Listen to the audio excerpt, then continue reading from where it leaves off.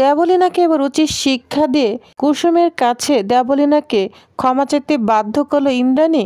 Happy verse এমনটি দেখা যাবে আজকের পর্বে। বিস্তারিত জানতে ভিডিওতে একটি লাইক দিয়ে পুরো ভিডিওটি দেখতে থাকুন। গল্পের শুরুতে আমরা দেখতে পাবো দেবলীনা কুসুমকে বলছে, তা কুসুম দেখলে তো তোমার দেবীমাও এই ড্রেস পরার অনুমতি দিয়ে দিয়েছে, তো এখন তো তোমাকে পরতেই হবে। নাও নাও ড্রেসটা তাড়াতাড়ি পরে দাও, দেরি করবে না, বুঝতে পেরেছ? তখন মীনাক্ষী বলে, না তো কুসুম ড্রেসটা পরে নাও, আর দেরি করা চলবে না, দাও তোমার হাতের মোবাইলটা আমাকে দিয়ে দাও। তারপর ড্রেসটা দিয়ে দুজন ওইখান থেকে চলে যায়। তখন দেবলীনা এবং মীনাক্ষী অনেক খুশি হয়ে যায়। মীনাক্ষী বলে, যাক ফাইনালি কুসুম রাজি হয়েছে, আজকে কুসুমের যে কি অবস্থা হবে। তখন দেবলীনা বলে, হ্যাঁ আন্টি দেখে যাও আজকে যে আমি কুসুমের অবস্থা কি হাল করব।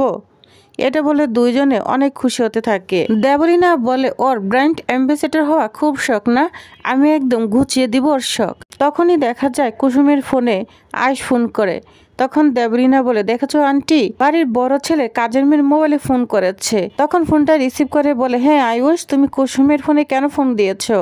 আমি খুব ব্যস্ত আছি, কুসুম রেডি হচ্ছে, এজন্য কুসুমকে এখন তুমি পাবে না, বলো কি সমস্যা আমি বলে দিব। তখন বলে, কুসুমকে দাও, কুসুমকে আমার দরকার রয়েছে। তখন বলে, বললাম তো রেডি হচ্ছে সেটার জন্য, ও কিভাবে এখন ফোন ধরবে।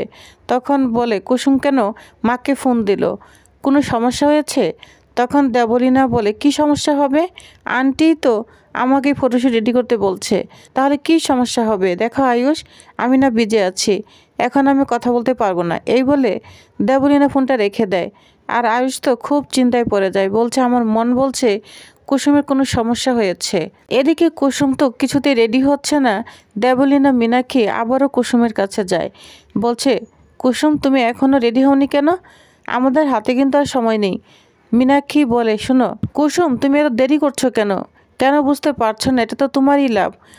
তুমি যদি এই পোশাকে ফটোশ্যুট করো না, তোমার অনেক নাম হবে, তোমাকে অনেক কোম্পানি থেকে ডাকবে।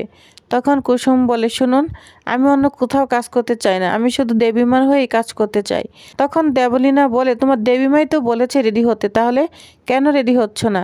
তখন কুসুম বলে, শুনুন ম্যাডাম, আমাকে ক্ষমা করে দিন, এই পোশাকে না আমি ছবি তুলতে পারবো না। তখন দেবলীনা কুসুমকে একটু ঠান্ডা মাথায় বোঝানোর চেষ্টা করে, বলছে, কুসুম প্রথম প্রথম হয়তো তোমার একটু অস্বস্তি হবে, পরে সব ঠিক হয়ে যাবে, নাও পরে নাও। তুমি যদি পোশাক না পরে ছবি শুট না করো, তাহলে কিন্তু আন্টির মান সম্মান নষ্ট হবে। তখন কুসুম চুপ হয়ে যায়। তো অনেক কষ্টে দেবলীনা কুসুমকে ম্যানেজ করে ওইখান থেকে চলে আসে। তখন কুসুম কোনো মতো ওই ড্রেসটা পরে এসেছে, ওপরে একটা চাদর গায়ে দিয়ে। তখন বলে, বাহ, এই তো কুসুম চলে এসেছে, এই তোমরা কোথায় আছো, ওকে চুলগুলো ঠিক করে দাও আর মেকআপটা আরও সুন্দর করে দাও। তখন কুসুমের সামনে আসলে কুসুম না বলে চিৎকার করতে থাকে, কিন্তু দেবলীনা মেকআপ ম্যানদের মেকআপ করে দিতে বাধ্য করে। এরপর কুসুম বলে, ম্যাডাম ম্যাডাম আপনি আমার সাথে কেন এরকম করছেন? আপনি কেন বুঝতে পারছেন না এই পোশাকে আমি ছবি তুলতে পারবো না? তখন দেবলীনা বলে, কেন পারবে না? ব্র্যান্ড অ্যাম্বাসেডর হওয়া কি এতই সহজ? যখন মোটা অঙ্কের মাইনে নাও তখন কি? তাহলে তো তোমাকে কাজ করতেই হবে, তুমি কাজ তো করো টাকার জন্য, তাহলে এখন কেন কাজ করতে চাচ্ছ না? এটাও তো তোমার একটা কাজ। তখন বলে, ম্যাডাম আমি কাজ করব, কিন্তু এই পোশাকে আমি ছবি তুলতে পারবো না। তখন মীনাক্ষী বলে, হ্যাঁ তোমাকে তো তুলতেই হবে, তাহলে তুমি ঢ্যাং ঢ্যাং করে ব্র্যান্ড অ্যাম্বাসেডর হওয়ার তোমার এত শখ হলো কেন? এখন তোমাকে কাজ করতেই হবে। আর দেবলীনা বলে, হ্যাঁ তোমার আমার সাথে পাঙ্গা নেওয়ার খুব শখ হয়েছিল না?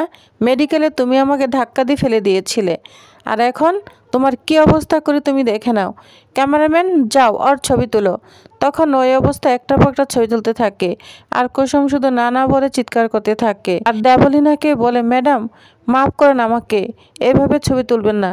তখন দেবলীনা কুসুমকে একদম মারতে যায়, তখনই হাতটা ধরে ফেলে আয়ুষ্মান। আয়ুষ্মানকে দেখে তো মীনাক্ষী অনেক ভয় পেয়ে যায়, বলছে, আয়ুষ এই সময়ে? তখন সে পিছন দিক থেকে আস্তে আস্তে কেটে যায়।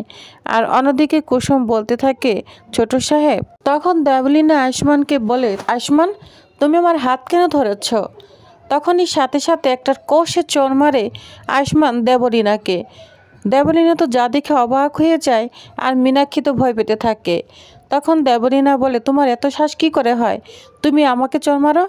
তখন বলে, তোমার ভাগ্য ভালো যে তোমাকে আমি বাড়ি থেকে বের করে দেইনি। তখন দেবলীনা বলে, আমি কি অন্যায় করেছি? তখন আয়ুষ্মান বলে, আবারও তুমি বলছো তুমি কোনো অন্যায় করোনি? তুমি কুসুমকে অপমান করছো, সবার সামনে অপমান করছো। কুসুম অস্বস্তি বোধ করছে, তবুও তাকে অসম্মানহানি করার চেষ্টা করছো। তখন দেবলীনা বলে, তুমি ভুলে যেও না আমি তোমার ছোট ভাইয়ের হবু বউ, বুঝতে পেরেছ? তখন আয়ুষ বলে, এজন্যই তুমি এখানে এখনো দাঁড়িয়ে কথা বলার সাহস পাচ্ছ, তা না হলে তোমাকে আমি বাড়ি থেকে এক্ষুনি বের করে দিতাম, বুঝতে পেরেছ? তখন দেবলীনা বলে, এই শ্যুট করার পারমিশন আমাকে আন্টি দিয়েছে, তুমি থামানোর কে?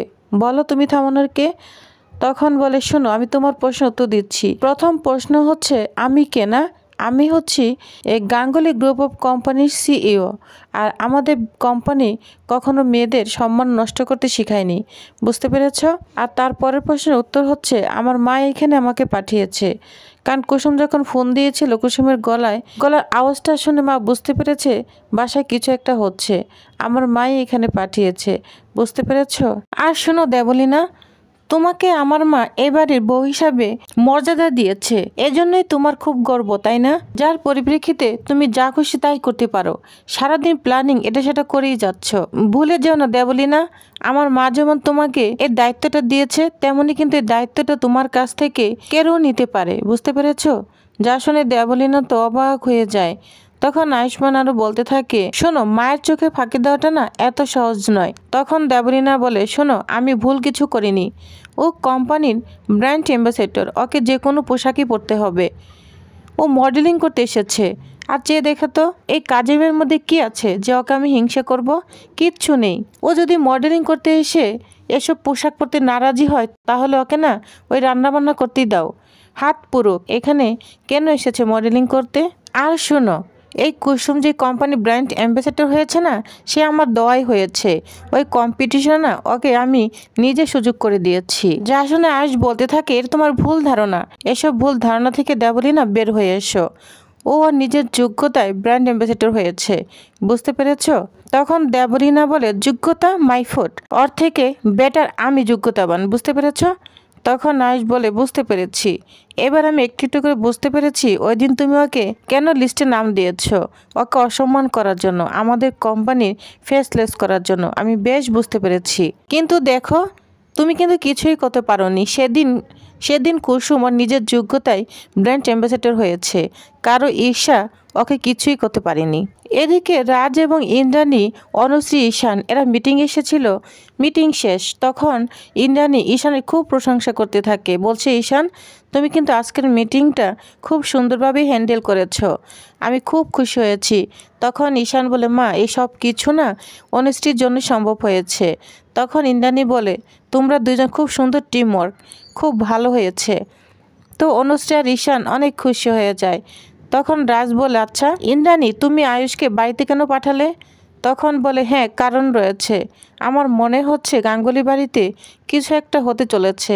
তখন সিদ্ধার্থ বলে, বৌদি কি হবে এই গাঙ্গুলি বাড়িতে অনুচিত কিছু? তখন বলে, হ্যাঁ সেটা তো আমি বর্তমানে থাকাকালীন, আমি যখন থাকি না তখন তো আমি বুঝতে পারি না কি হচ্ছে। এজন্যই আমি আয়ুষকে পাঠিয়েছি, কারণ সকালে কুসুম ফোন দিয়েছিল, ওর গলার আওয়াজটা আমার কাছে কেমন যেন একটু ভারী ভারী মনে হচ্ছিল, এর জন্যই আমি আয়ুষকে পাঠিয়েছি। রাত চলো আমাদের এখন না বাড়িতে যাওয়া দরকার। তখন সবাই এই বলে বাড়ির দিকে রওনা দেয়। এদিকে আয়ুষ্মান দেবলীনাকে বলতে থাকে, শোনো কুসুমের মধ্যে কি আছে, মডেলিং হওয়ার যোগ্যতা বলেছিলে না? শোনো ওর মধ্যে যে যোগ্যতা আছে সেটা তোমার মধ্যে নেই। ওর মুখের দিকে এবং চোখের দিকে তাকালেই বোঝা যায় ও অনেক সহজ সরল, বুঝতে পেরেছো? যেখানে মেকআপ স্টাইল কিছুই মানায় না, ও অসাধারণ, বুঝতে পেরেছ? এর জন্যই মা ওর যোগ্যতায় ওকে কোম্পানির ব্র্যান্ড অ্যাম্বাসেডর বানিয়েছে। যদি মা এটা শুনতে পায় তাহলে কত কষ্ট পাবে।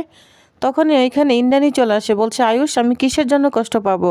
তখন দেখে কুসুম ইতস্ত অবস্থায় খুব কষ্ট নিয়ে এখানে দাঁড়িয়ে আছে, খারাপ পোশাক পরে। তখন বলে, কুসুম তোমার এই অবস্থা কে করেছে?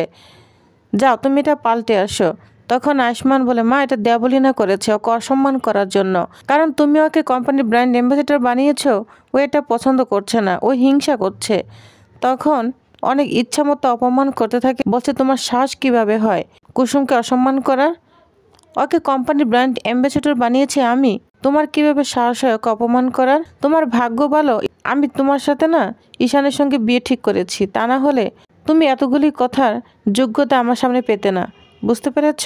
আর তুমি নাকি নেক্সট ইন্দ্রাণী গাঙ্গুলি হবে, এই মন মানসিকতা নিয়ে। যা শুনে দেবলীনা অবাক হয়ে ইন্দ্রাণীর দিকে তাকিয়ে থাকে। তো টিউবার্স, তাহলে নেক্সট আকর্ষণীয় পর্বে কি হতে চলেছে? এবার দেবলীনাকে কি শাস্তি দিতে চলেছে ইন্দ্রাণী? তো নেক্সট আপডেটটি জানতে অবশ্যই আমার সাথেই থাকুন। ধন্যবাদ।